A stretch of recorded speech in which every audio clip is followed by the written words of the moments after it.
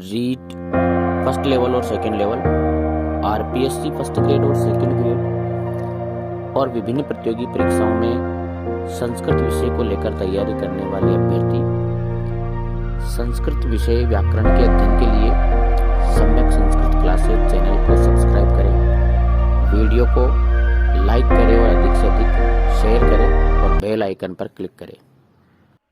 नमस्कार साथियों, सम्यक संस्कृत क्लासेज में आपका स्वागत है। आज का हमारा टॉपिक रहेगा उदात्त संज्ञा। पिछले वीडियो में हमने संहिता संज्ञा, संयोग संज्ञा, सहेता संज्ञा, इत संज्ञा आदि अनेक संज्ञाओं के बारे में पढ़ा था। उसी क्रम में आज हम पढ़ने वाले हैं उदात्त संज्ञा के बारे में। तो इसके लिए सूत्र है उच्चई रुदातः है। साथियों, मुख में कंठ, तालु आदि जो उच्चारण स्थान होते हैं उनमें जब वर्णों का उच्चारण होता है तो वो दो प्रकार से होता है। या तो मुख, कंठ, तालु आदि में ऊपरी भाग से उच्चारण होता है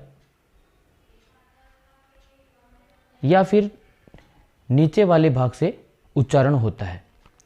तो जब वह उच्चारण कंठ, तालु आदि ऊपरी भाग से जब उच्चारण होता है तो उसको उदात्त कहा जाता है। जब नीचे वाले भाग से उच्चारण होता है तो उसको अनुदात्त। उच्चारण ऊपर और नीचे दोनों के भागों से सम्मिलित रूप से होता है तब उसको स्वरित कहा जाता है। तो अभी हम शुरू करने जा रहे हैं उदात्त संज्ञा। किन स्वरों की उदात्त संज्ञा किस तरह से होती है हम पढ़ने वाले हैं। तो इसकी वृत्ति होगी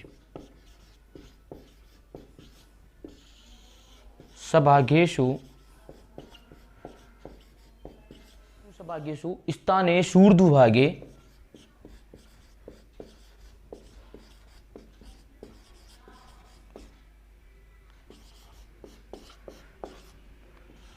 स्थानेषूर्ध्वभागे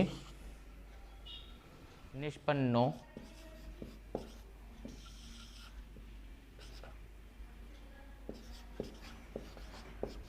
अजोदात्त संज्ञा स्यात्।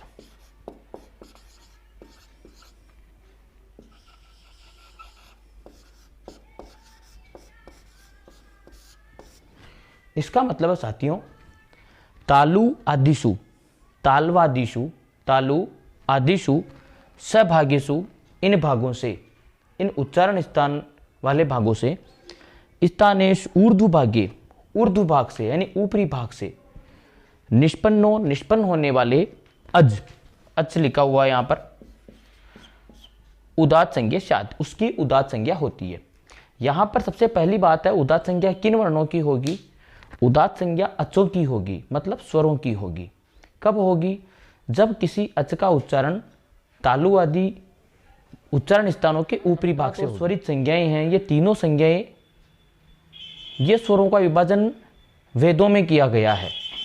तो वेदों में जब इनका उच्चारण किया जाता था स्वरों का, तो इन कुछ स्वरों का उच्चारण थोड़े ऊंचे स्वर में किया जाता था, तो उनकी उदात्त संज्ञा।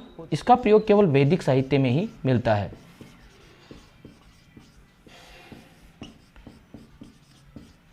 वैदिक साहित्य में ही प्रयोग।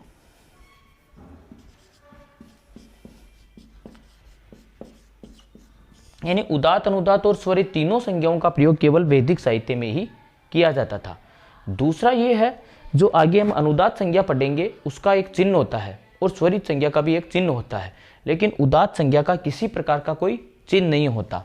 तो उदात्त संज्ञा का, उदात्त संज्ञक वर्ण का या उदात्त संज्ञक स्वर का कोई चिन्ह नहीं होता है,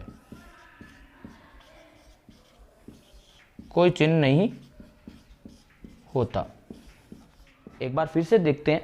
तालवादिषु सभागेषु स्थानेषूर्ध्वभागे निष्पन्नो अज उदात्त संज्ञा स्यात्।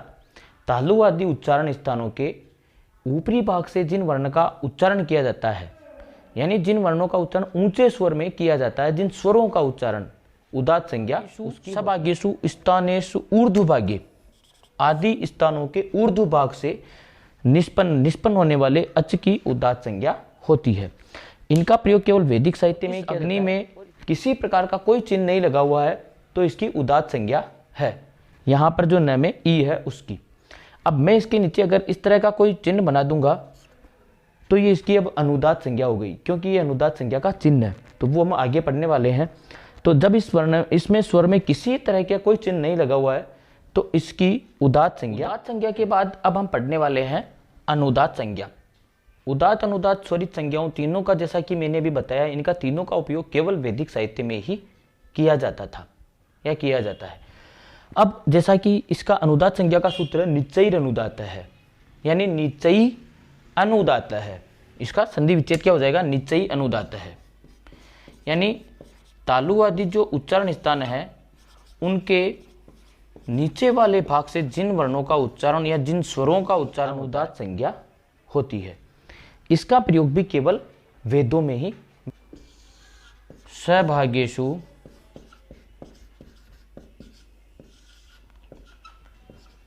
स्थानेष्व अधोभागे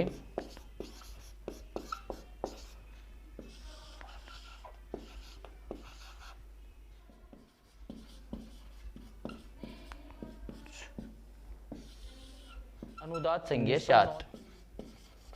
अनुदात संज्ञा है स्यात्।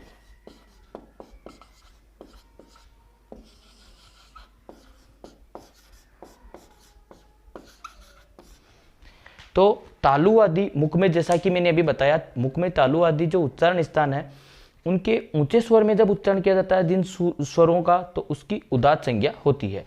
लेकिन जिन स्वरों का उच्चारण नीचे सुर में किया जाता है या नीचे वाले भाग से किया जाता है उनकी अनुदात संज्ञा होती है। इनका प्रयोग भी केवल वैदिक साहित्य में ही मिलता है, केवल वैदिक साहित्य में, केवल वैदिक साहित्य में प्रयोग।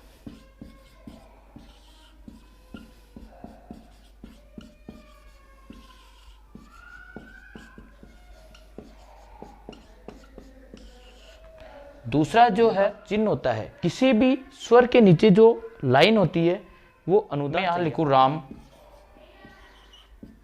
इसमें इस तरह से नीचे लाइन बना दूं तो ये अनुदात संज्ञा का चिन्ह है। मतलब जब ये म के नीचे ये है, यानी अ के नीचे ये है आडी लाइन, तो ये यहाँ पर जो स्वर है अ, वो अनुदात संज्ञा का। तो इस तरह से हमने अनुदात संज्ञा के बारे में पढ़ा। नीचे जो आडी लाइन होती है वो इसका अनुदात संज्ञा का चिन्ह हुआ करती है। तो यहाँ पर जो म है वो अनुदात संज्ञक वर्ण है। अब अनुदात संज्ञा के बाद आगे हम पढ़ने वाले हैं स्वरित संज्ञा, और अनुदात संज्ञा के बाद अब हम पढ़ने वाले हैं स्वरित संज्ञा के बारे में। स्वरित संज्ञा करने वाला सूत्र है समाहार स्वरित है। मतलब जिन वर्णों में या जिन स्वरों में उदात और अनुदात दोनों का लक्षण पाया जाता हो, या जिसका मुख कंठ तालु आदि के द्वारा जब उच्चारण होता है तो उसके उच्चारण ऊपर और नीचे दोनों ही भागों से समाहार करता हुआ होता हो, तब उस वर्ण की स्वरित संज्ञा। जिस स्वर का उच्चारण प्रारंभ में उदात संज्ञा से हो, यानी ऊंचे सुर से होकर उसका अंत अगर नीचे सुर से हो जाए, या दोनों ही वर्ण धर्म जिसमें दिखने लग जाए, जिस वर्ण में जिसके उच्चारण में उदात और अनुदात दोनों ही धर्म पाए जाते हो, उस वर्ण की स्वरित संज्ञा होती है। स्वरित संज्ञा का ऊपर खड़ी लाइन के रूप में, स्वरित संज्ञा का ऊपर खड़ी लाइन के रूप में चिन्ह होता है। जैसे मैं यहां लिखूं पितरम,